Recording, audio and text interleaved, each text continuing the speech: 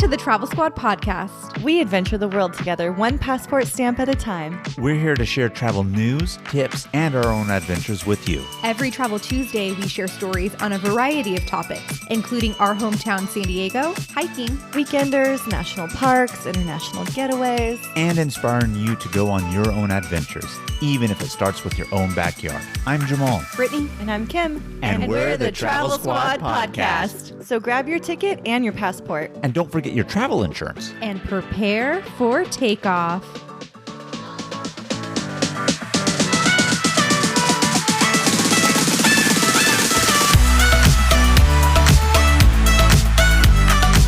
Hello, fellow travelers. Hey, Squaddies. Welcome to episode 116 of the Travel Squad podcast. Today, we're going to tell you every national park you need to visit in 2022 and the best month to visit each one. My mind is already buzzing, trying to plan where I want to go next year. I have so many ideas, so many places I want to go, so many national parks I want to hit up, and a lot of them are on this list. Yeah, and you know us at the squad. I mean, how many episodes have you heard of us talking about national parks, that being our next adventure and what we're going to do? So we're hoping this episode inspires you. 2022 is a fresh year to get out there, get in nature, see America the beautiful, and we have one for you every single month of the year. So if you can't make one every month, choose a couple, definitely do it. You won't regret it. These parks that we're mentioning are optimized to the month and the season, and they are fantastic. Jamal and I usually average one national park a month, so You're going to run out of national parks. I can't wait to run out of national parks. The goal is to run out of national parks. It's a bucket list item, so the sooner the better. And then I don't want to say get on to bigger and better things because the national parks are big and better, but at the same time, ready to make new adventures and then pick the best of them to do the repeats because you know we're going to be repeating several of these, which are the standouts for sure. And the government is often adding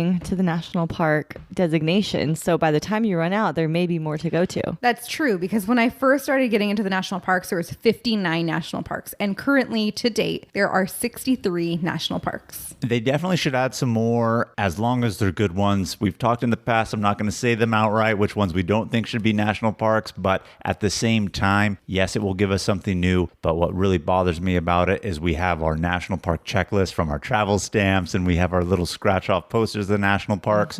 So when it requires me to get a new thing because it's not on there, it's a little upsetting, but it's also good for America at the same time. So I'll take the L on that one. So we're going to start with the tips, of course. And first tip we have for you is that there are a lot of free days to visit the national parks. You can really fuck them hard on those free days. Fuck them hard. Your tax dollars pay for it. Go for them when they're free. In 2022, there are 6 free days. And I mean, they include Martin Luther King Jr.'s birthday, first day of National Park Week, 1-year anniversary of the Great America Outdoors Act, National Park Service birthday, National Public Lands Day, and Veterans Day. And we're going to include those specific dates in the show notes for you guys of what days they're free in 2022. Since we didn't list them now, we don't want to bore you with the dates, but those themselves are the holidays and specific events that give you those 6 free days into the national parks. Another tip that I have for you guys is to purchase the America the Beautiful Interagency National Park Pass. It's $80. It's good for 1 full rolling year. So if you buy it in January, it's going to be good till the end of the next January. And it's on a rolling year system. So this way you can really fuck them hard. There are also some parks that do not charge an entry fee. Biscayne Bay in Florida is one of those.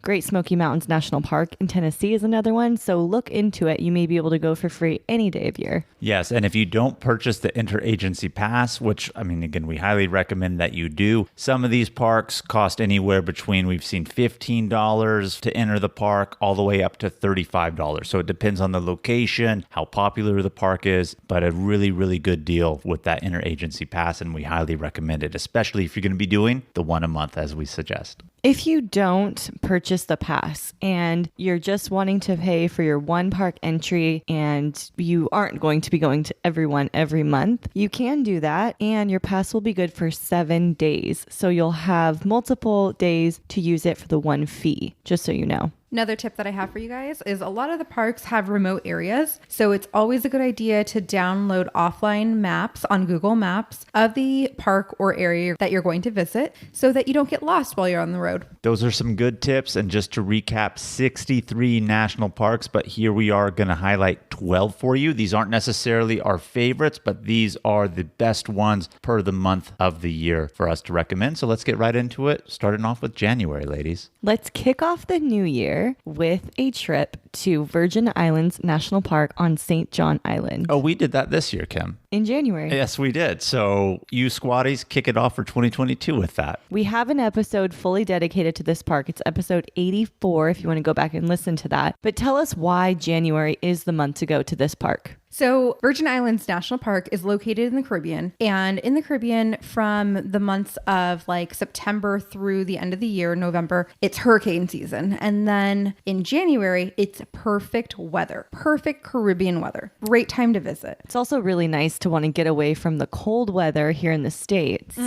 And just enjoy the island life. Virgin Islands National Park has so much to offer. It takes up 60% of the island of St. John, and it has beautiful white sand beaches with clear turquoise water. We went snorkeling with turtles, which was epic and amazing. Loved that. We did some hiking to plantation ruins, a secluded beach, and we even saw petroglyphs while we were there. This is one of those parks that you mentioned, Kim, that's free to get into. This is on an island, part of the U.S. Virgin Islands. So clearly it's a U.S. territory if we're talking about national parks, right? But this island, like Brittany said, 60% of the island of St. John is a national park. Very few residents live on it. However, you can access the park at no cost other than taking the ferry to get over there. But some of the beaches, not all, some of the beaches on this island do have an entrance fee for you of about like $5 per person. Maybe they charge you a minimal amount to park, but not every beach that you stop on the island will have that, but free entry nonetheless to the park as a whole. If you had the America the Beautiful Park Pass, do you still have to pay that beach entry fee? You do. We learned that because we did bring it because we thought we didn't have to, but no, we learned that we did.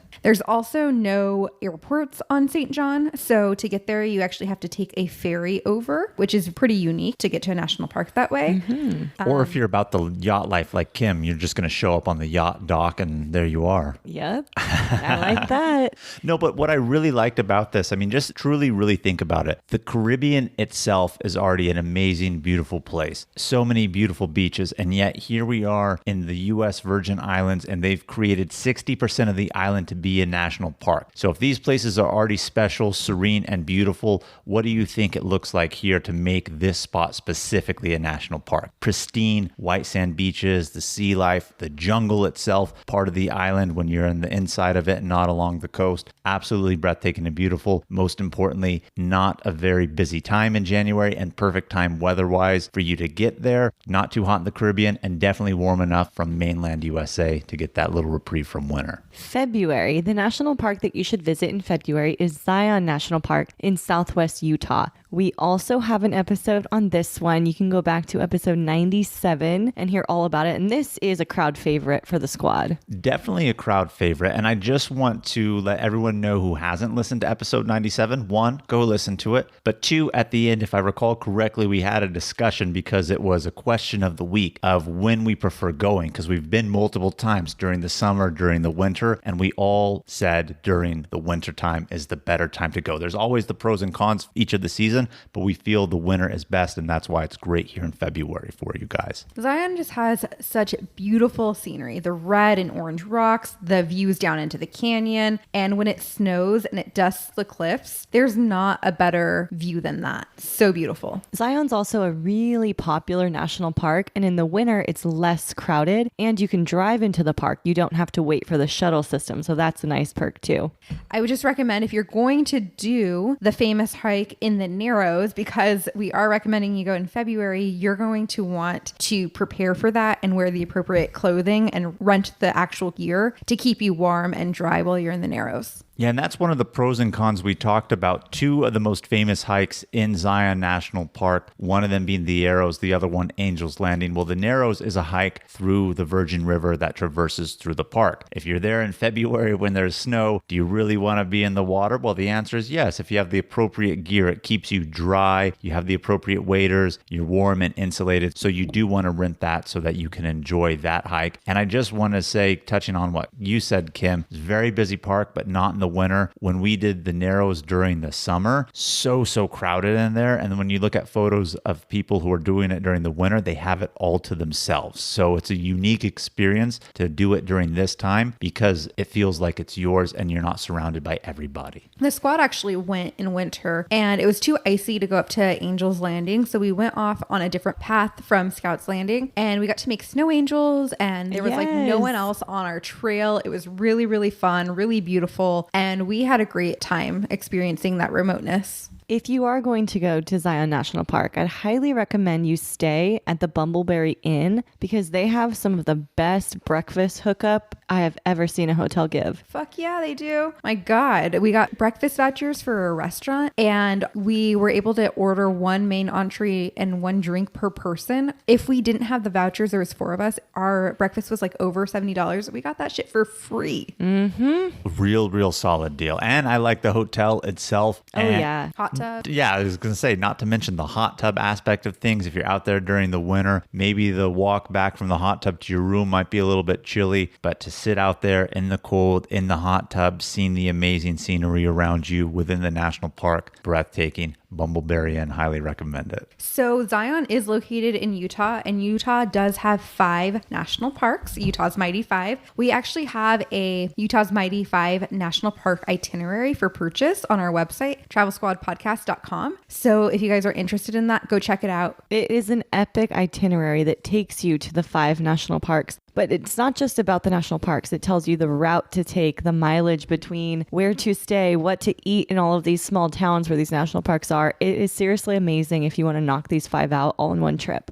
Our itineraries regularly sell on our website for $30, but for Christmas here, guys, after Black Friday, we put all our itineraries for $12.25 to celebrate Christmas. So you have a few more days left here till the end of the year to pick it up at that price or any one of our other itineraries. That way you can enjoy the Mighty 5 or any of the other ones that we have listed there. So in March, we recommend that you go to Haleakala National Park, which is on the island of Maui in Hawaii. Yes. So I can't tell you how many people I know always rave about Maui.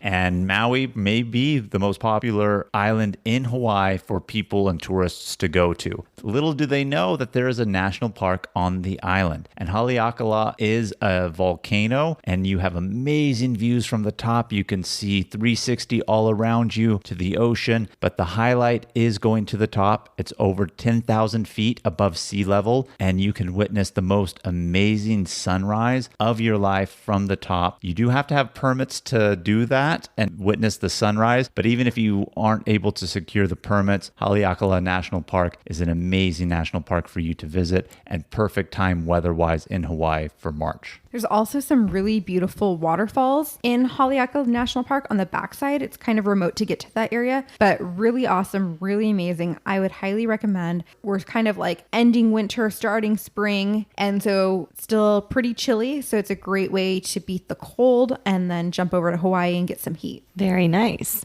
In April, we're recommending that you go to Bryce National Park in Utah again. Bryce is gorgeous. It's orange and bright, and there's these stacked hoodoos reaching up to the sky. When we went in April, and this is why we're recommending it, it was not that busy at all. So you have these beautiful orange trails all to yourself. You can take all the pictures you want. No one's in the background, and you really get to enjoy it the way you want to. If you are to go in a more popular time of year, then you can expect there to be crowds, overcrowding even. I know in the past year, they've had some capacity issues. Definitely capacity issues. One, I think with COVID, lots of national parks are having capacity issues, especially the more popular ones. Bryce, whether or not you've heard of it or not, I guarantee you is one of the more popular national parks in the national park system, let alone the fact that it's part of the Mighty Five. I remember there was a specific parking lot for bus loads. And by bus loads, I mean bus loads, like so many spots for buses to park out there for the guided tours. So you're going to be fighting just the normal traffic of everyday people who are going,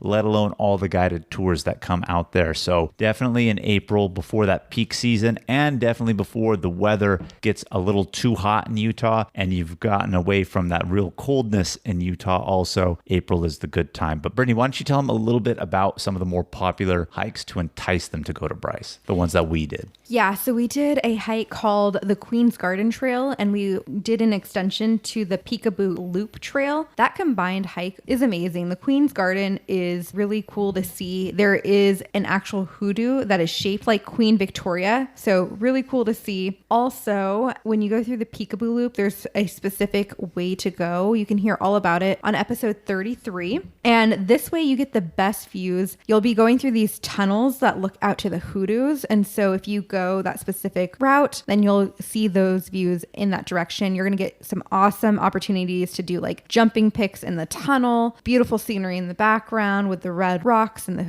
hoodoos. So I highly recommend that hike. Another hike worth mentioning, probably my favorite, the one that we did the second day that we were there, is the Fairyland Loop. This hike actually starts at the top of the canyon. You work your way into the canyon, about 900 feet below. You see and are amongst all of the hoodoos, and then you do a loop and come all the way back out to the canyon and the rim. This one, I believe, was about 8 miles long. It was definitely a long one, but if you're willing to do it, I think this one is absolutely breathtaking. This one takes you really far into the canyon, be amongst the hoodoos, and I absolutely loved it.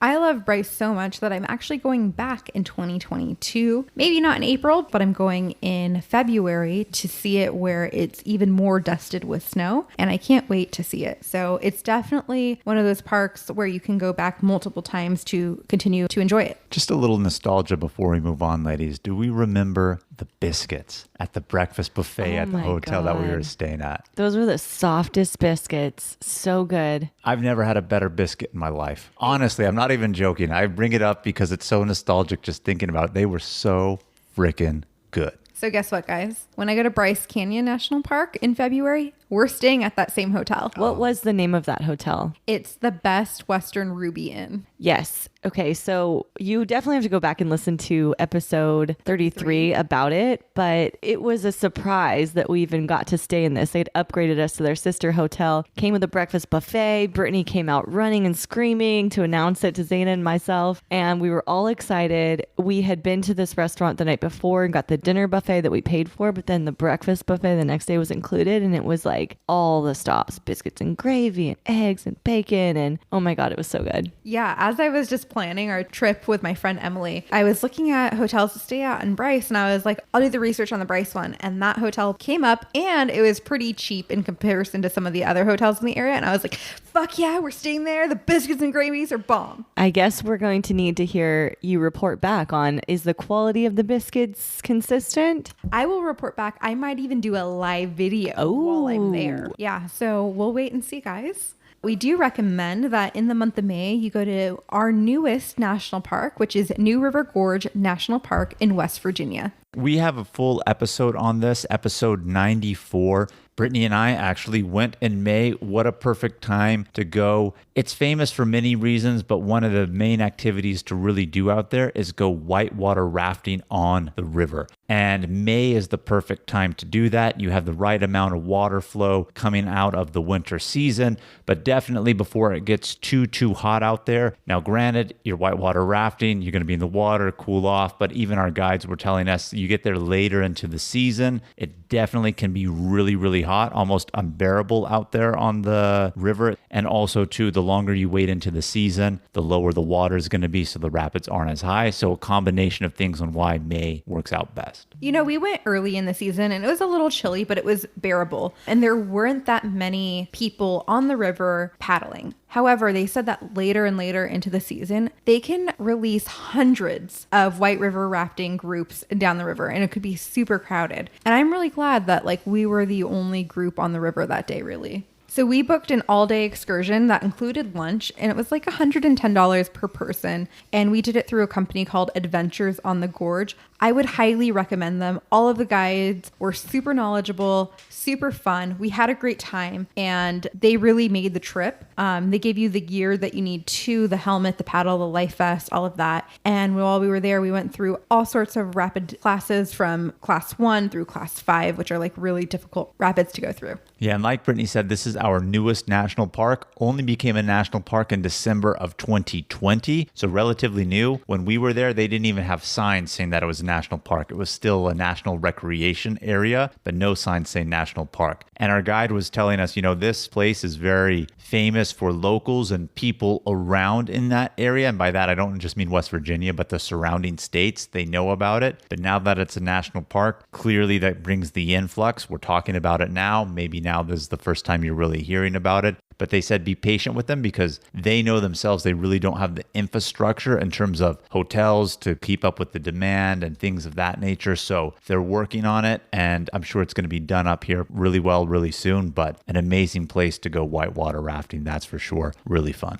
In June, you squatties should go to 2 national parks, and we're recommending Yellowstone and Grand Teton National Parks in Wyoming because they're right next to each other. They touch, and it would really be a shame for you to go all the way to visit one and not go into the other. We did this trip back in June of 2020, and it was amazing. It was the perfect time to go. It could not have been better weather, and the crowds were also not that bad because it's the very beginning of the season. Granted, we were a special case because we were in these parks like a couple days after they reopened due to COVID, but I think regardless of that, it's still a good time to go. Definitely. The later you wait into the season, the more into the normal summer season, it's going to be crowded. These parks are always crowded in general, let alone with COVID. And you mentioned earlier, Kim, lots of parks hitting capacity and too many people. You don't want to do that, let alone the fact that it's June, you're having the snow melt. Wildlife is coming out of hibernation. The bears, you see it abundant and them being really active. So these are really the best times, and let alone weather-wise too.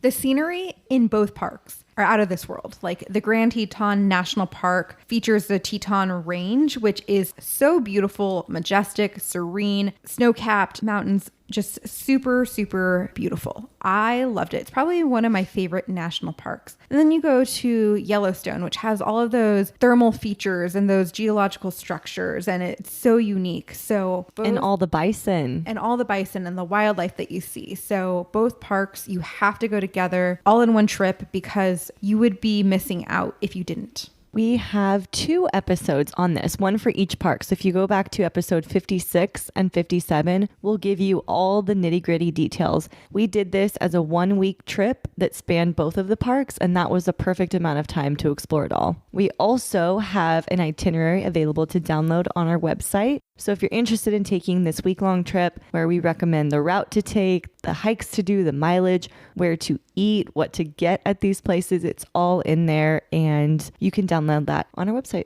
And we had some of the best barbecue while we were there. Oh my God, in Jackson, Wyoming, the mac and the ribs, so good. So good. What was the name of the barbecue, ladies? Big Hole? Big Hole? Big Hole. Big Hole. Couldn't remember if it was Big Hole or Fourth Hole. Or... We were talking about the 4th hole. DM us for more info on that. But yeah, Big Hole barbecue, really, really good. But that's for the month of June. Moving on to July, my favorite month, my birthday month. We recommend going to Carlsbad Caverns National Park in New Mexico. Now, you may think to yourself, New Mexico, it's really hot during the summer, and it absolutely is. But the Carlsbad Caverns, these are caves. You go underground. The average temperature is about 50 to 55 degrees in there. The national park actually recommends you bring a jacket because it's quite chilly down there. So really good way to beat the heat, even though you're in the heat, but out of the heat, if that makes sense. And the amazing structures that are just below the surface of the earth, the stalagmites, the stalactites.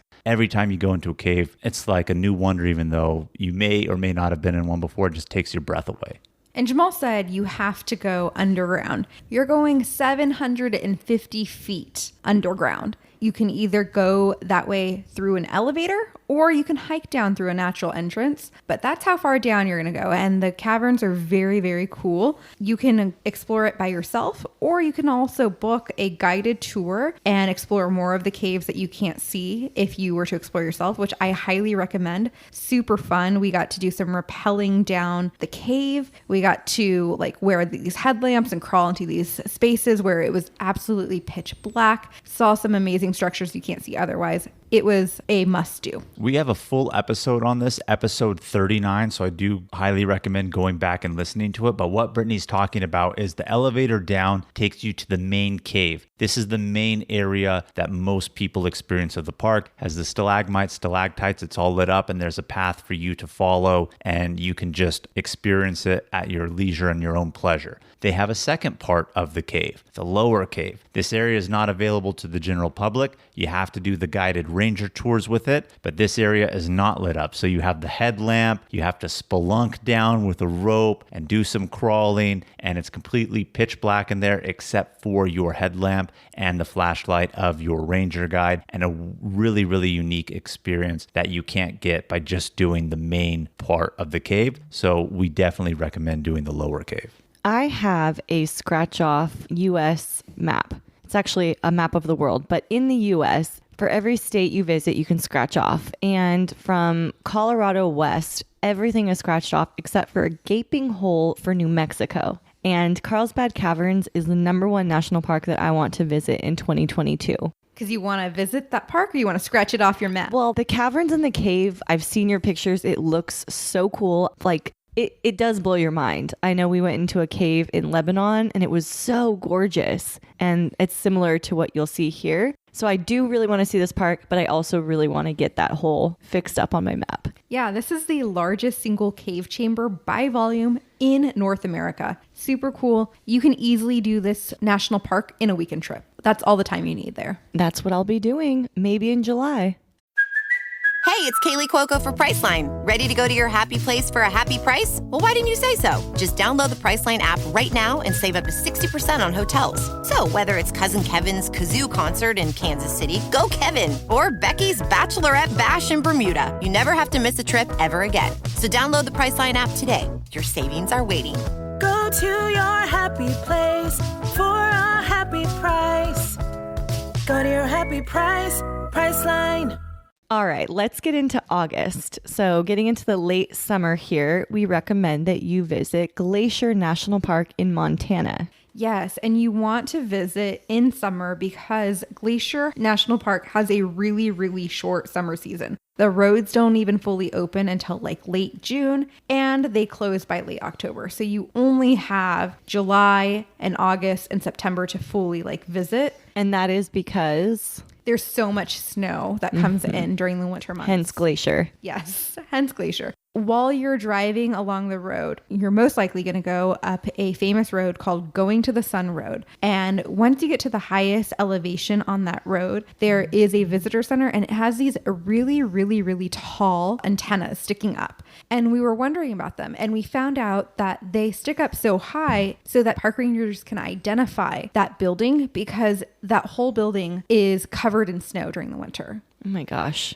And this is like very close to Canada, right? Very, very close to Canada. In fact, this national park extends into Canada. However, we weren't able to go to the Canadian side, which they name it a different name, like Waterford National Park, because of COVID that year. The borders were closed. But Glacier National Park has a lot of glacial carved peaks and valleys and super beautiful, lots of waterfalls, alpine lakes, and you're really going to enjoy the scenery here. And the wildlife, for that matter. There's grizzly bears, black bears up here, so you may encounter that, all sorts of other wildlife. So Glacier was an absolutely amazingly beautiful national park that we got to experience, and I think August is a really, really good time. When we had gone, Brittany, it was like at the beginning of September, so straddling that line, but August is primo time for you guys to go. Glacier also features Lake McDonald, which has like those really beautiful colored rocks and that crystal clear water. You've probably seen a ton of Instagram posts on that because it's very famous to go to for that.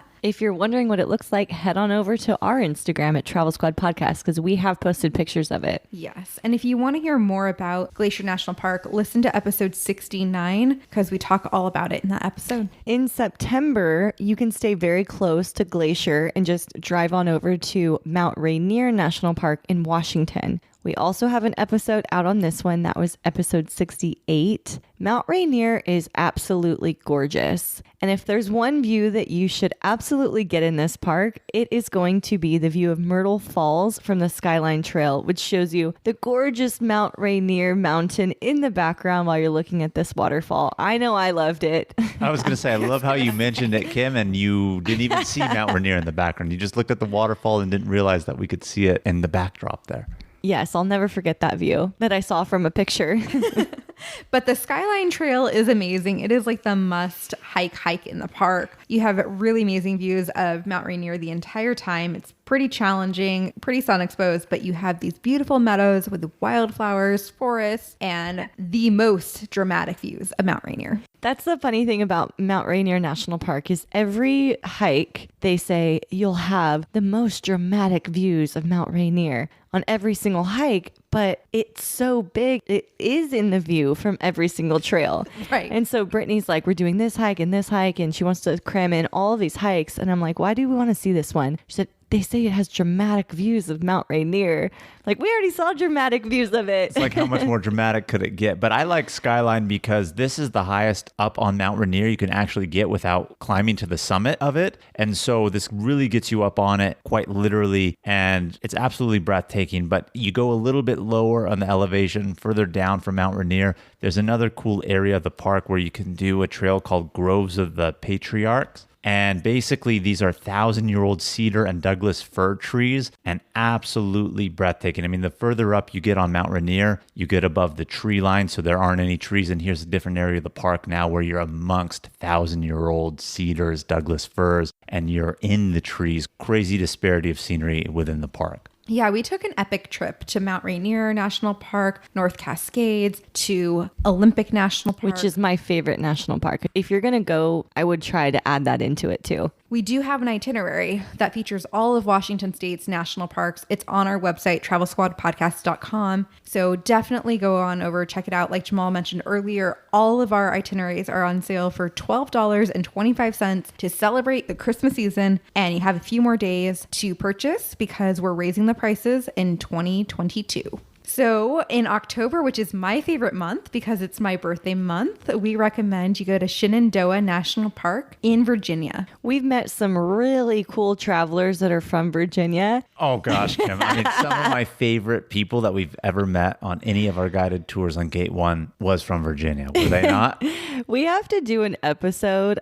We've done an episode in the past on bad travel etiquette, but I think we should do an episode on bad travelers because we have a lot to say about this couple that was from Virginia. If you can't tell from the sarcasm there, obviously they weren't our favorite people necessarily. They're the ones who give Americans a bad name, but they were from Virginia. But don't let that discourage you from going to Shenandoah in Virginia because this park is absolutely amazing. I know you haven't been here, Kim, but I think it would be right up your alley, especially during the turn of the season around this time here in October. Oh, yes. And I would love to go to DC and then just add this in as a little day trip too. And that's really doable, Kim, because Shenandoah is the national park that's closest to our nation's capital. It's only like 75 miles away. It's perfect. Yeah, so Shenandoah is a long, thin national park, and it follows the Blue Ridge Mountains, and it has these beautiful green, lush rolling hills, secluded hollows, creeks, forests, and amazing waterfalls, and just great views of Shenandoah Valley. Yeah, we did a trail called Old Rag. It's the most popular trail within the national park. It's 9 miles long.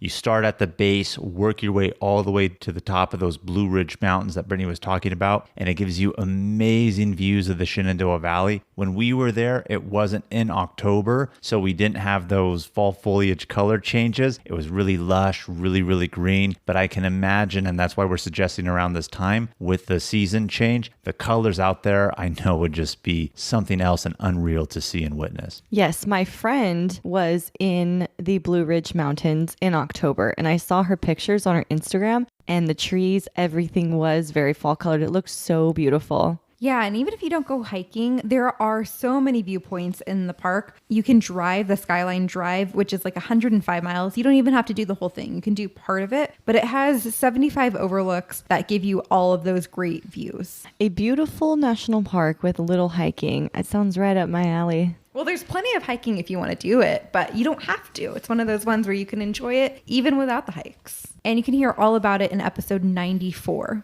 So moving on to November, almost closing out the year here, I think I speak for everybody on the squad when I say how hyped up we are to talk about this national park. Hot Springs National Park in Arkansas. We actually did do this one in November, hence why we think it is the perfect time to go, but truly it really is for multiple reasons. And why don't one of you ladies take it from there? Hot Springs National Park in Arkansas is in my top 5 favorite national parks, and November is my birthday month. And I love this month. And this would be a really good time to visit because the weather is a lot cooler and a lot chillier. And so when you're out in the mornings or in the evenings, you can see the steam rising up from the ground and it looks really cool. Yeah, Hot Springs National Park is really, really unique. It's a city in Arkansas, and part of its downtown is a national park. And so if you can't tell from the name, there's natural hot springs that flow within the city. Now, these aren't hot springs that we would imagine when we're talking about Yellowstone that have that sulfuric smell or anything like that. These are just natural hot springs, hot water. So in the past, and by in the past, I'm talking early 1900s, they made bathhouses and spas out here, where they collect the natural hot water and they created like pools and spas for people to enjoy.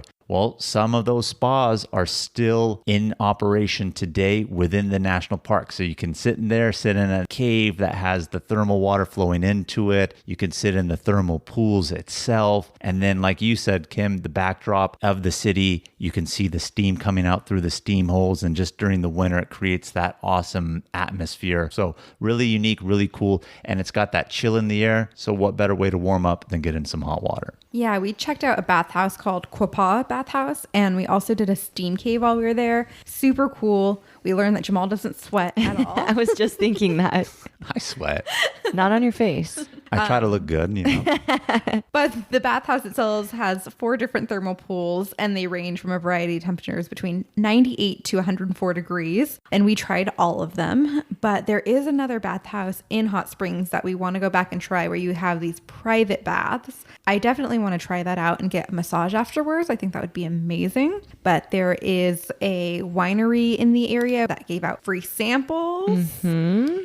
And my God, we got the best cupcakes while we were in Hot Springs National Park. It was from a place called Fat Bottom Grilled Cupcakes. And they had these ooey gooey butter cupcakes that I can't stop thinking about. But there's so much to do in Hot Springs. I know people are like, what is there to do in Arkansas? Mm-hmm. And, you know, we were kind of thinking the same thing. And then we got there. Town was super cute. We loved it. I actually wish we would have had more than one night there. Me too. So take that tip from us. Stay 2 nights for sure. And it is the only national park that has a brewery. And the brewery uses the thermal waters. And it's female owned. So go support. Woo! And then in December, to close out your year of exploring the great outdoors in America, finish it with one of the most iconic national parks in the system, the Grand Canyon National Park in Arizona. Yes, the Grand Canyon is grand and so beautiful. You definitely have to see it. Colors are amazing. Orange, yellows, reds. Every time you go hiking or viewing the Grand Canyon, you feel like you can't get a better view. You're like, ooh, I got to take a picture here. Then you go down a little bit farther and you're like, oh my God, this is an even better view. And you just keep doing that as you go around the Grand Canyon. We talk about this in great depth in episode 8 when we talk about our American Southwest road trip. As a matter of fact, speaking of our itineraries, we're hyping them up because one, one, they're on sale, and two, they're great. We have an American Southwest itinerary that features the Grand Canyon, talks about it all more in depth. Again, where to stay, what hikes to do, etc. But why I think the Grand Canyon is really great in December is, if you are unaware,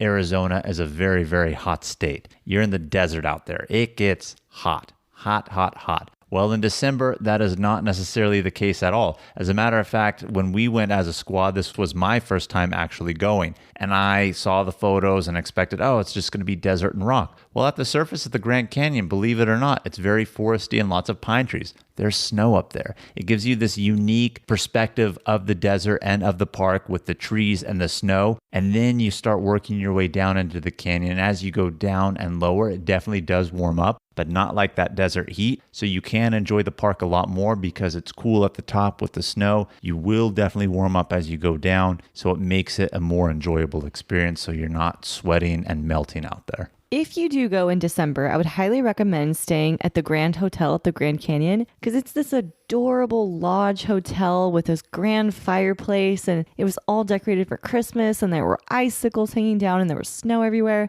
It was beautiful. That was a great hotel to go to, and they gave us a little rubber ducky. And there's an indoor pool that, because we were on a road trip, we didn't get to experience, but it looked really cool. I know that was the biggest disappointment, is how little time we got to spend in that amazing hotel. But when you're at the Grand Canyon, one of our recommendations for a hike is going to be hiking the South Kaibab Trail. And this trail, if you want to complete it, will take you all the way to the bottom of the canyon. So what goes down must come up. So do keep that in mind. But even if you don't want to make the full way all the way down, I do recommend traversing part of it, going in. It gives you a completely unique perspective. I mean, you're standing at the top, you're thinking, wow, I'm looking into the Grand Canyon. Everything's going to look the same the further I go in. But no, it doesn't. It just gets better and better. And then you're in the middle of it, amongst it. And South Kaibab Trail, one of the more popular trails in the park, and for a good reason. All right, there you go. We've planned out your 2022 year of travel. You don't have to do any more planning. Just get the itineraries and you're good to go.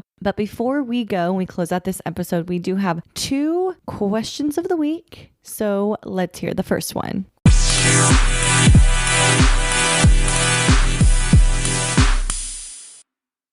Question number 1 is from Michelle in St. Louis, and she asks, what national parks are you planning to visit in 2022? And can I come?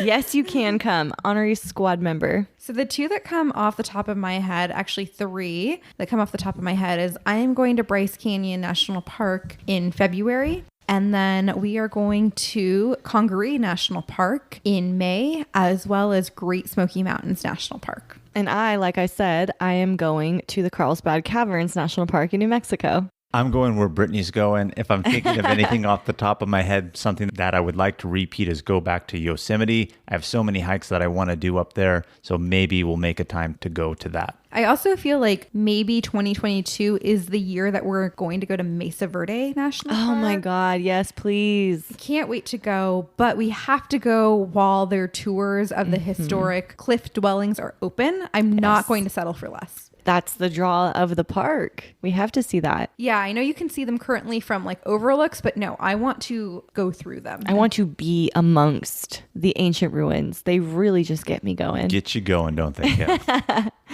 Our second question comes from Serena P. from Toronto, Canada. Oh, thank you. From the Serena. north. I love it. She asks, I'm going on a group trip soon and I can't find poopery anywhere. Uh-oh. What should we do? Well, I don't know. That's a tough one. So Get separate rooms, maybe. I think I've seen it at Ulta and Amazon before. And if you can't find it at those 2 places and you need to DIY something, I would recommend essential oils. Interesting. I've always been able to find it online. I think Bed Bath & Beyond also has it. So check there as well. But if not, you know, I hear like the old trick of using a match to kind of get rid of the smell work. So maybe carry a box of matches on you. Well, how could Amazon not have it? I feel like that would Unless be the there's a safest shortage. bet. That's true. Could be a shortage. Shortages of everything right now. Yeah, so that's going to be pretty brutal to go on a group trip with no poopery. So you're going to have to DIY something, because I wouldn't want to be on that group trip. All right, squaddies, that's our episode for the week. Thank you so much for tuning in. Keep the adventures going with us. Follow us on Instagram and YouTube at Travel Squad Podcast and send us in your questions of the week. If you found the information in this episode to be useful, or if you thought we were just plain funny, please be sure to share it with a friend that would enjoy it too. And as always, guys, please subscribe, rate and review our podcast, and tune in every Travel Tuesday for new episodes. Stay tuned for next week's episode. We have some more amazing adventures and tips in store for you. Bye, Bye, Squaddies. everybody.